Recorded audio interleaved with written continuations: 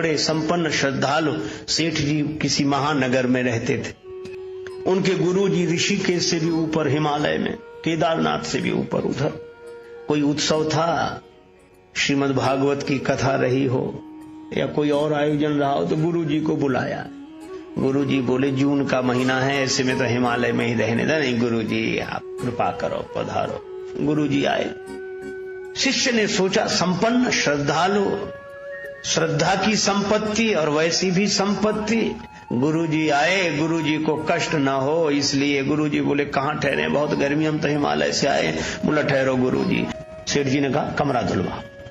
कमरा धुलवा दिया गया, पानी भरवाओ। गुरुजी बोले बस नहीं महाराज आप थोड़ा ठहरो। पानी भरवा दिया, मेज रखवा दी, बर्फ की सिल्लियां रखवा दी, बीच में गुरुजी का तखत, ऊपर पंखा। गुरुजी बोले वाह वाह क्या बात है, सेवा तो ऐसी है, बहुत तुम्हारी बड़ी श्रद्धा सराहनीय है। श्रद्धा के अनुसार तुमने द्रव्य का सदुपयोग किया और तुमको बहुत बहुत आशीर्वाद। सेठ जी का मुनीम था, वो भी बड़ा अभिभूत था कि देखो गुरुजी की सेवा ऐसे करनी चाहिए। लेकिन सोचा मैं तो गरीब हूं, पैसा नहीं है मेरे पास। लेकिन उसने मन ही मन निश्चय किया कि मैं लाख गरीब सही, लेकिन चाहे कर्ज हो जाए पर मेरे गुरुजी आएंगे तो मैं भी ऐसी ही सेवा करूंगा। भाव तो अच्छा था पर समझ ठीक नहीं थी, एक गड़बड़ी हो गई। सेठ जी के गुरुजी आए थे जून में, मुनीम के गुरुजी आए जनवरी में। वो तो वैसे ही कांपते आ रहे थे। गुरुजी बोले कहाँ ठहरे? चेला बोला थोड़ा कमरा धुलवाओ।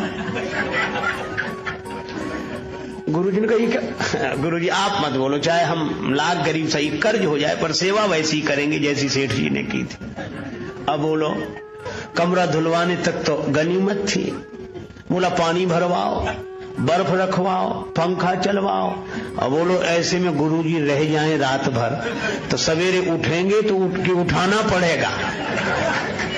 तो सेवा श्रद्धा ठीक, लेकिन समय, क्योंकि हम सब समय के हाथ में हैं। पर एक बात मैं आपसे कहूं, हम सब समय के हाथ में हैं पर हनुमान जी समय के हाथ में नहीं है, हनुमान जी के हाथ में समय है। हनुमान जी के हाथ में समय, समय माने काल और काल माने वज्र, तो हाथ वज्र का यही अर्थ लेना चाहिए कि हनुमान जी काल के हाथ में नहीं है, काल हनुमान जी के हाथ में है। और जब काल जिसके हाथ में हुआ है काल को भी नष्ट कर सकता है। और इसीलिए हनुमान जी ने, एक महात्मा तो कह रहे थे कि हनुमान जी ने जब लड़ने लगे युद्ध में, कवितावली में वर्णन है, बिरझोड़न मारुत को बिरुदैत जो काल हो काल सो बूझ ही परे। हनुमान जी काल के काल दिखाई दे रहे हैं। और शंकर जी से कहा, शंकर जी ने कहा पार्वती देख रही हुई लड़ाई?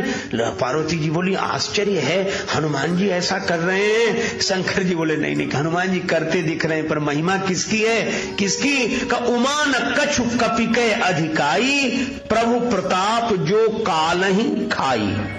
काल सबको खाता है पर हनुमान जी काल को खा जाते हैं, तो काल हनुमान जी के हाथ में है। और यही रामचरितमानस की कथा भी संकेत करती है। क्या?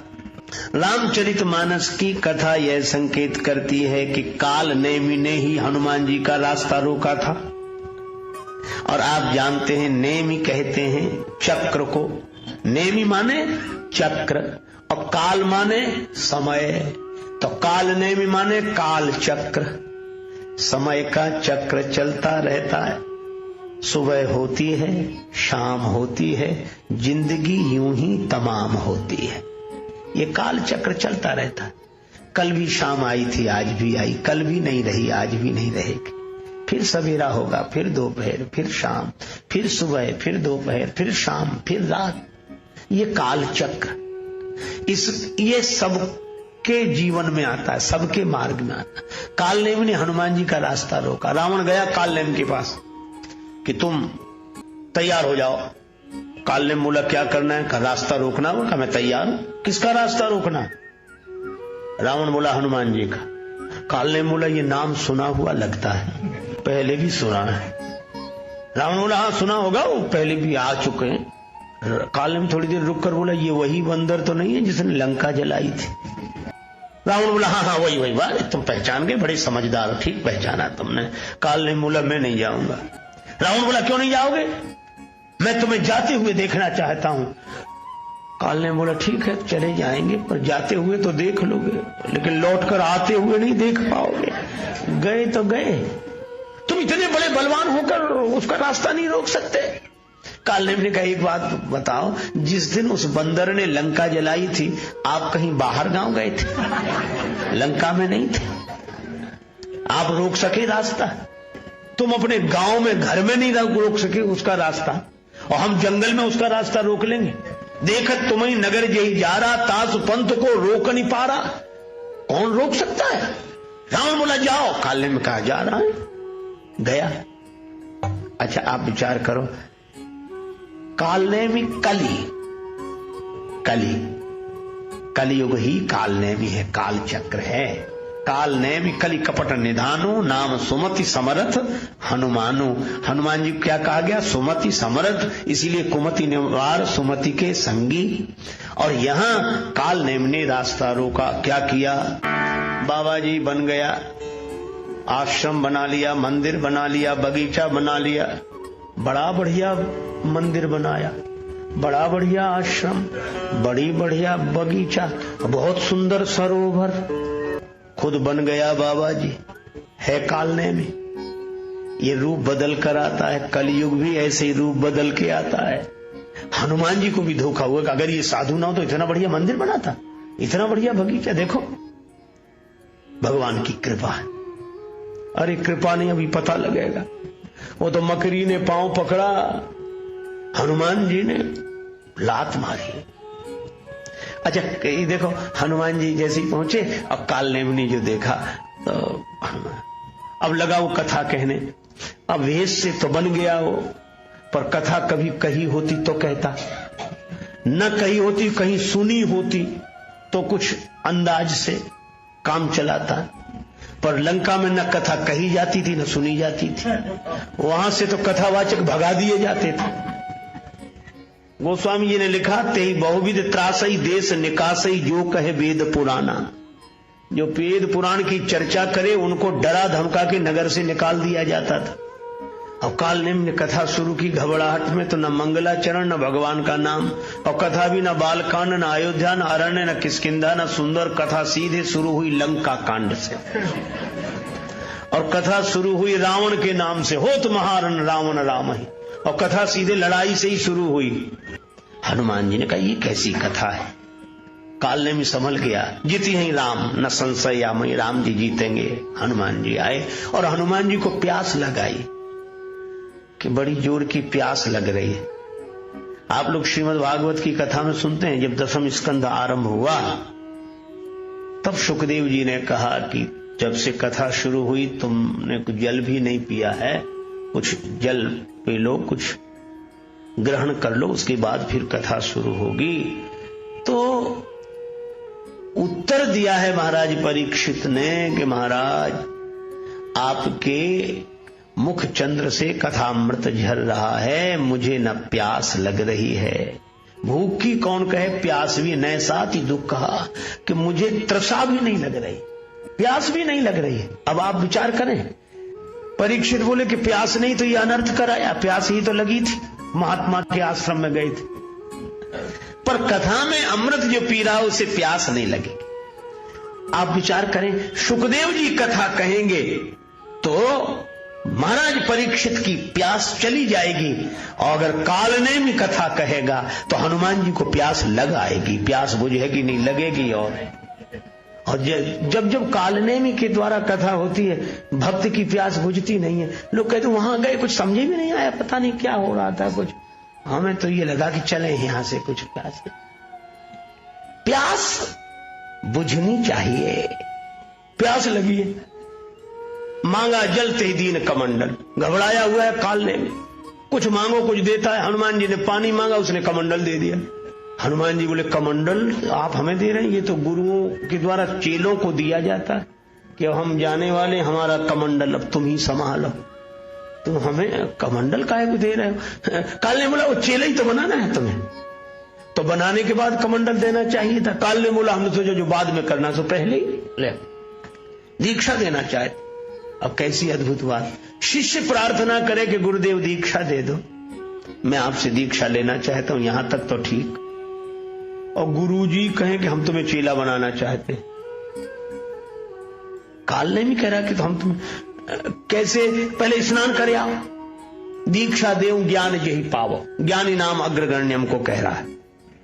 पर हनुमान जी सरल सीधे चले गए, सरोवर में प्रवेश किया। मकरी ने पांव पकड़ लिया। ये विषय जल के सरोवर में वासना की मकरी रहती है। विषय रस के सरोवर में प्रवेश करोगे, वासना की मकरी पांव पकड़ लेगी। पांव पकड़ लेने का मतलब आगे न बढ़ने दे, गति रोक दे। ये वासना ने ही तो हमारी गति रोक रखी है, पकड़ कर रखा है। पर हनुमान जी ने इस पर प्रहार किया, मारी। मकरी बोली, वाह रामदूत, चरण पकड़ने वाले के साथ यह व्यवहार। हनुमान जी बोले, जो पांव पकड़ के डुबा देना चाहे उसके साथ यही व्यवहार करना चाहिए। कई पांव पकड़ने वाले होते ही ऐसे हैं कि खुद तो डूबे ही रहे, तुम्हें और ले डूबेंगे, पांव नहीं छोड़ेंगे जब तक तुम डूबे ही न जाओ। ऐसे पांव पकड़ने वालों से सावधान रहना चाहिए। पर कई लोग पांव पकड़ने वालों के फेर में ऐसे पड़ते हैं कि वो जानबूझकर खुद ही डूबते। पर हनुमान जी ने प्रहार किया, वह दिव्य हो गई। कहा कि चरण पकड़ने वाले के साथ यह व्यवहार। हनुमान जी बोले, जो पांव पकड़ के डुबा दे उसके साथ तो यही व्यवहार करना चाहिए। और बोले, इस कथा कहने वाले के साथ? अरे बोले, महात्मा है। मकरी बोली, महात्मा नहीं, मुनि न हो, यह निश्चर घोरा। ये वासना पर जब किसी संत के द्वारा प्रहार किया जाता है तो वासना ही उपासना बन जाती है, दिव्य बन जाती है। जो मन की वृत्ति संसार से जुड़ी थी वो भगवान से जुड़ जाती है। और तब उसने कहा, मुनि न हो यह निश्चर घोरा, मानव सत्य वचन कपि मोरा। हनुमान जी गए और क्या किया? काल ने बोला, आओ आओ आओ वत्स, तुम्हें दीक्षा दें। हनुमान जी बोले, जब से आए सारे काम उल्टे हो रहे हैं, एक काम हम भी कर दें। क्या? बोले, गुरुजी पहले दक्षिणा ही ले लो, बचे रहो तो दीक्षा दे देना। ऐसी दक्षिणा दी, सिर लंगूर लपेटी पछारा। मरते मरते बोला, राम राम। हनुमान जी बोले, अब सही दी दीक्षा? तो बोलो, काल नेमी को पराजित करने वाले। और काल नेमी कौन है? कलिकाल। तो कलिकाल के जो हाथ में हो वो इंसान, और कलिकाल जिसके हाथ में हो वो हनुमान। हनुमान जी के हाथ में कलिकाल। अच्छा, वैसे भी देखो, कथाएं भी अद्भुत संकेत करती हैं। क्या? हनुमान जी ने बाल्यकाल में ही सूर्य भगवान को मुख में रख लिया। और सूर्य भगवान तो काल की गति की सूचना देने वाले, और काल की गति जिसने अवरुद्ध कर दी हो उनका नाम हनुमान जी है। तो ये हाथ वज्र, वज्र माने काल, काल जिसके हाथ में हो। और इसीलिए हनुमान जी से वैद्य ने कहा, संजीवनी बूटी लेने तो जा रहे हो पर सूर्योदय के पहले आ जाना। हनुमान जी बोले, सूर्य भगवान जानते हमारे बारे में, मैं लौटूंगा तभी सूर्योदय होगा, उसके पहले नहीं। और उसके पहले उगेंगे तो मैं सवेरा होने ही नहीं दूंगा। तो हनुमान जी के हाथ में काल है। अच्छा, अब इससे अर्थ क्या हुआ? हाथ वज्र और ध्वजा विराजे। हाथ में वज्र है और ध्वजा, इसका अर्थ है कि भगवान के यश की ध्वजा वही लहरा सकता है जो समय के हाथ में न हो। समय जिसके हाथ में हो वही भगवान के यश की ध्वजा को लहरा सकता है। अर्थात जो कलिकाल से प्रभावित न हो, कलिकाल से जो प्रभावित ना हो, जो कलिकाल को प्रभावित कर दे, वही भगवान की कीर्ति की ध्वजा लहराएगा कि ये भगवान के भक्त ऐसे होते हैं। तो हनुमान जी काल के हाथ में नहीं है, काल उनके हाथ में है। कांधे मूंज जनेऊ साजे। श्री हनुमान जी कांधे पर यज्ञोपवीत मूंज मेखला ब्रह्मचारी का रूप है। श्री हनुमान जी आजन्म बाल ब्रह्मचारी हैं। जय श्री राम। तो साथियों, इस पूरी कथा से हमें एक बहुत गहरा संदेश मिलता है। केवल श्रद्धा होना पर्याप्त नहीं, श्रद्धा के साथ समझ, विवेक और समय की पहचान भी उतनी ही आवश्यक है। शेर जी की सेवा भव्य थी पर मुनीम की नकल विनाशकारी बन गई। यही अंतर है भाव और बोध का। हनुमान जी हमें सिखाते हैं कि सच्चा भक्त वह है जो काल से डरता नहीं बल्कि काल को अपने संयम, सेवा और साधना से जीत लेता है। कलिकाल बार बार साधु का वेश धरकर सुविधा और मोह का सरोवर बनाकर हमारे मार्ग में आता है, लेकिन जिसके भीतर राम नाम की शक्ति है, जिसके पास सुमति है, वह हर कालनेमी को पहचान लेता है। आज के समय में सबसे बड़ी साधना यही है कि हम दिखावे की भक्ति से ऊपर उठें और जीवन में सच्ची भक्ति, सही निर्णय और धैर्य को अपनाएं। अगर हनुमान जी आपके आदर्श हैं तो याद रखिए, समय आपके ऊपर नहीं, आप समय के ऊपर उठ सकते हैं। इस संदेश को जीवन में उतारिए, राम नाम को हृदय में बसाइए और निर्भय होकर आगे बढ़िए। जय श्री राम, जय बजरंगबली।